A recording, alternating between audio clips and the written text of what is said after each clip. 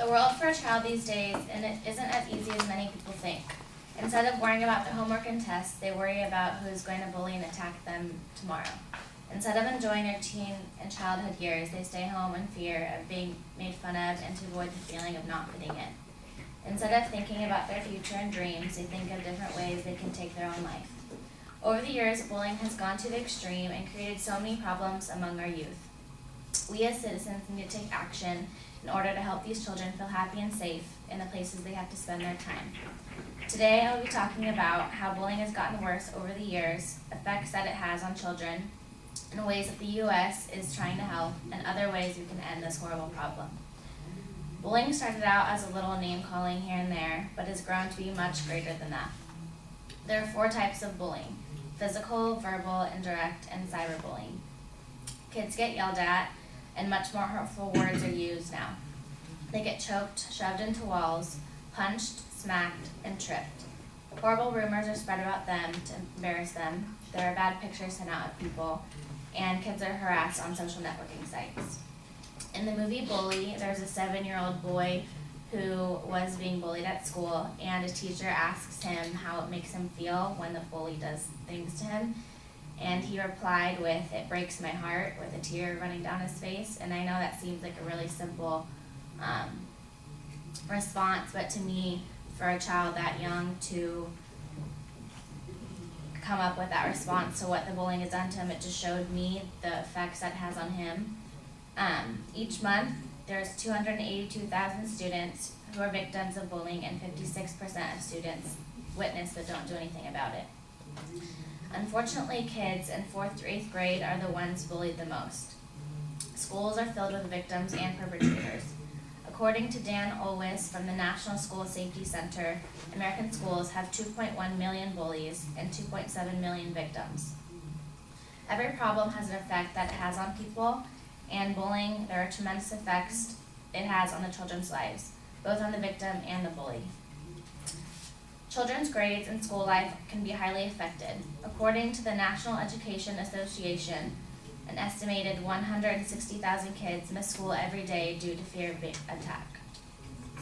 The American Association of Suicidology says suicide rates of children of 10 to 14 years of age have grown 50% over the last 3 decades.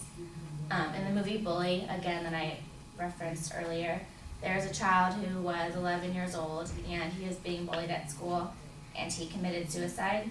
And when I heard that, it surprised me, because for a child that young to actually think of doing something like that to themselves and actually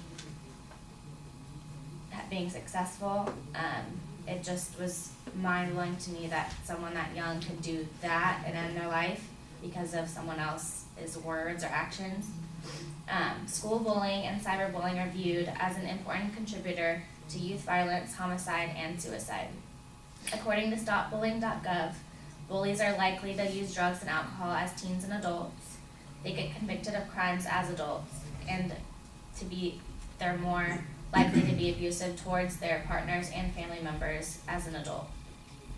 Every problem should have a solution. With this problem, there have been some measures taken towards ending it, but there are still more steps we can take towards creating a solution. 49 states have passed bullying prevention legislation laws, including California. These laws are meant to promote school safety, improve truancy rates, and reduce school violence. According to the California Education Code 32261, it states, "The legislature hereby recognizes that all pupils enrolled in the state public schools have the inalienable right to attend classes on school campuses that are safe, secure, and peaceful." Unfortunately, laws are left to the states on how severe the bullying is and who should handle it, whether it be the school, the families, or the courts. That is why many people believe that it should be a federal law, not just a state law. Safe Schools Improvement Act, otherwise known as SSIA, was created to solidify the requirement for schools to address bullying and hold them accountable to collect data in incidents and response.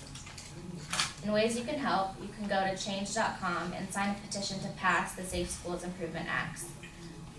You can also go to bullyproject.com and start your own project with your own community about bullying and trying to stop it.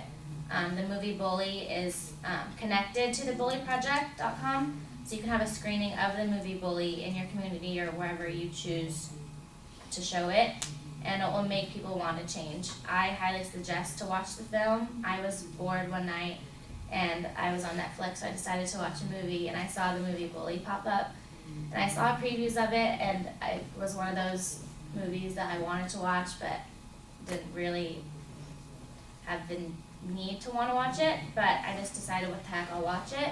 And within the first 5 minutes of it, I was crying. Not because I'm a crybaby, but it was really sad. It started off sad. It's a documentary of about 5 kids who, it just shows their life of them getting bullied and how it affects them, and it shows actually them getting bullied, and that's like the hardest part of it. And it just made me think of like all the kids who go to school. It made me think about my younger brothers, if they ever have gone through this, and actually called them to see how they are.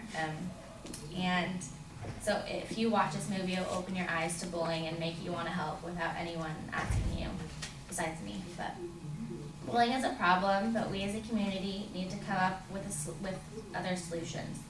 Today I've talked about how severe bullying has gotten, effects that bullying has on children and teens, and ways we can help solve the problem of bullying, and steps we've already taken to stop this problem. Kids shouldn't have to feel the way they do now. They shouldn't live with fear of going to school. They shouldn't live with fear and wanting to take their own life because of another child. There are steps to take to help solve this problem, so why not take them? Thank you.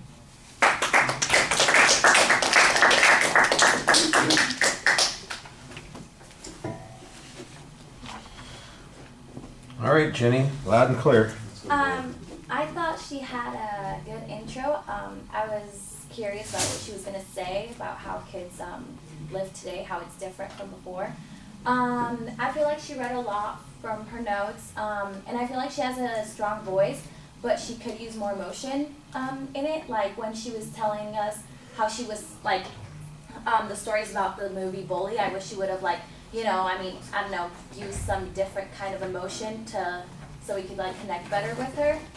And then I feel like she could have used more detail with that too, with the movie, because I kind of have like an explanation of the movie, but I think it would have been better if she used like specific examples or like described a scene that she thought was really sad. I think that would have appealed more to the audience. But overall, I thought it was really interesting, and I think her conclusion was actually good, because some people like fall on the conclusion, but she ended strongly, I believe. Okay. I think that you did a pretty nice job summarizing most of the issues that I saw with the speech also. I liked the opening. I thought that worked pretty well.